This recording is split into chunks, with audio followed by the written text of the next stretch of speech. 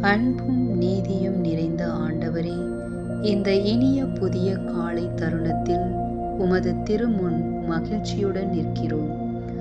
உலகிற்கு நீதி வழங்க வருகின்றவராகிய நீர் எங்கள் வாழ்க்கையின் குழப்பங்களில் நியாயத்தின் ஒளியை பொழிந்தருள்வீராக.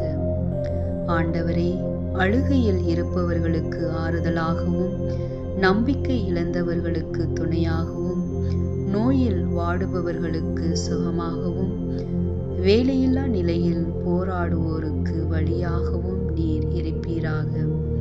குடும்பங்களில் சமாதானமும், சமூகத்தில் நேர்மையும், ஆட்சியாளர்களுக்கு நீதியுள்ள மனமும், மக்களுக்கு பரஸ்பர அன்பும் தந்தருள்வீராக.